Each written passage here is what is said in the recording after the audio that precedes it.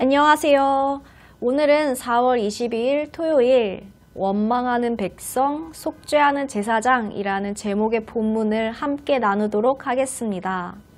제목에서처럼 이스라엘 백성들은 광야 생활 내내 불평과 원망이 끝이 없었습니다.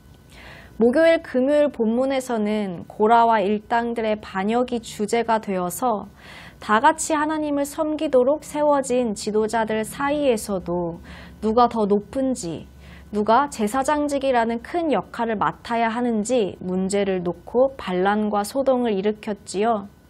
오늘은 고라와 일당들이 받은 하나님의 심판에 대해서 이스라엘 백성들이 모세와 아론을 원망합니다. 이 모습은 죄 가운데 있는 우리의 본성이자 우리 모두의 어리석은 연약함일 것입니다. 우리는 살아계신 하나님의 신실하시고 선하심보다도 그 말씀에 비추어진 나 자신의 모습보다도 남을 탓하고 불평하고 원망하는 데 더 큰 관심을 둡니다. 결국 오늘의 말씀은 원망하는 백성들과 백성들의 죄에 대한 심판, 그리고 우리의 죄와 죄에 대한 심판 앞에서 속죄하기 위한 제사장이 필요함을 다시 한번 알게 합니다. 오늘 말씀을 통해서 우리도 이스라엘 백성들처럼 하나님을 무시하는 불평과 원망 가운데 있지는 않은지, 우리를 위해 속죄하신 대제사장이 누구이신지 다시 한번 돌아보며 돌이키는 시간이 되었으면 좋겠습니다.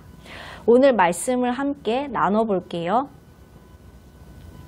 고라와 일당들의 반역이 있었고 하나님께로부터 불이 나와서 향로를 들고 있던 250명의 족장들을 불태워 죽였었는데요. 이제 하나님은 아론의 아들 엘르아살이 반역자들의 향로를 쳐서 제단을 쌓는 철판을 만들도록 말씀하십니다. 250명의 족장들은 여호와 하나님의 심판을 받아 불살라 죽었을 뿐 아니라 그들이 드렸던 숯불 역시 하나님께로부터 버림을 받았는데요. 하나님은 그 숯불을 담고 있던 향로들은 이미 하나님 앞에 가지고 온 바가 되었기 때문에 거룩하다고 선언하시고 그 향로를 제단을 쌓는 철판으로 만들라고 말씀하셨습니다. 이것은 기념물로서 어떤 일이나 사건에 대한 기억을 되새기게 하는 것인데요. 이스라엘 백성들이 제단에 입혀진 철판을 볼 때마다 고라 일당이 반역하다 하나님의 심판을 받고 죽은 일이 떠오르게 하는 것입니다. 그리고 고라 일당의 반역이 결국 아론의 제사장직에 대한 도전이었기 때문에 이스라엘 백성들이 제단에 입혀진 철판을 볼 때마다 아론의 자손만이 하나님 앞에 분향하러 가까이 올 수 있음을 기억하게 되겠지요. 이렇게 하나님은 이스라엘 백성들이 고라 일당같이 되지 않게 하시기 위해서 살아계신 하나님의 심판에 대한 두려움과 경각심을 가지게 하기 위해서 향로를 제단을 쌓는 철판으로 만들어 보이라 하셨습니다. 이스라엘 백성들이 교훈이 되는 기념물을 보면서 그 일을 기억했듯이 우리도 우리에게 주신 말씀을 통해서 잊지 않고 하나님을 기억해야 할 것인데요. 하나님은 자신이 스스로 거룩하다고 생각하는 자를 세우시는 분이 아니라 하나님 앞에 겸손하여 거룩한 자를 세우시는 분이시며, 하나님은 사람의 신앙의 진실성 또한 친히 판결하시는 분이심을 기억해야 할 것입니다. 신앙의 옳고 그름은 우리가 정한 기준으로 판단할 수 없습니다. 오직 땅 끝까지 감찰하셔서 모든 것을 정확하게 아시고 구별하시는 하나님이 판단하시고 심판하십니다. 우리가 이 사실을 기억한다면 우리는 매 순간을 겸손하고 두렵고 떨리는 마음으로 하나님 앞에 서게 될 것입니다. 그리고 우리는 우리의 기준으로 상대방의 신앙의 옳고 그름을 판단하지 않게 될 것입니다. 우리는 그 마음으로 하나님을 기억하며 하나님 앞에 서야 하겠습니다. 이스라엘 백성들이 반역자 고라 일당과 250인 족장의 죽음을 보고 깨닫고 돌이키는 마음이 있었다면 좋았을 텐데 이스라엘 백성들은 오히려 반역자들의 죽음의 원인이 모세와 아론에게 있다고 원망합니다. 하나님께서는 사람들이 범죄하여 그들의 생명을 스스로 해하였다고 말씀하셨는데 이스라엘 백성들은 고라 일당과 자신들의 죄를 돌아보고 회개하는 것이 아니라 하나님의 심판을 받아 죽음에 이른 결과를 모세와 아론에게 책임을 묻고 있습니다. 우리의 죄 가운데 있는 마음이 얼마나 하나님의 뜻을 분별해내지 못하는지 알게 됩니다. 이스라엘 백성들이 하고 있는 원망은 하나님을 믿고 신뢰하는데 너무 지치고 힘들어서 하나님께 간구하는 탄원이 아니라 하나님의 말씀을 무시하는 원망입니다. 하나님이 심판을 내리셨다는 사실을 인정하지 않는 원망입니다. 우리도 이스라엘 백성들처럼 하나님이 나를 향하신 말씀이 무엇인지 듣고 깨닫고 살아가려고 하기보다는 먼저 남을 탓하고 불평하고 원망하고 있지는 않은지 돌아보아야 하겠습니다. 우리의 원망이 하나님의 말씀을 무시하고 하나님을 멸시하는 원망이 아닌지 돌아보아야 하겠습니다. 만약 우리에게 하나님의 말씀과 가르침에서 떠나도록 이끄는 불평과 원망들이 있다면 우리는 그 불평과 원망을 끊어내고 떠날 줄 아는 믿음의 결단이 있어야 할 것입니다. 하나님은 이스라엘 백성들을 오래 참으시고 그들이 회개하고 돌이키기를 기다리시는 분이셨지만 이스라엘 백성들은 회개하기를 거절했고 또다시 죄를 범했습니다. 하나님이 회중의 원망하는 소리를 들으시고 순식간에 이스라엘을 심판하겠다고 말씀하십니다. 그리고 이 일로 이스라엘 백성들에게는 하나님의 재앙이 임하는데요.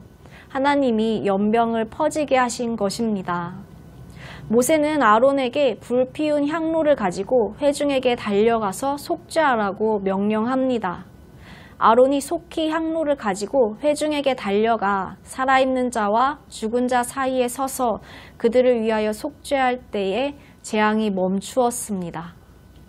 이를 통해 우리는 다시 한번 죄에는 반드시 속죄가 필요함을 알게 됩니다.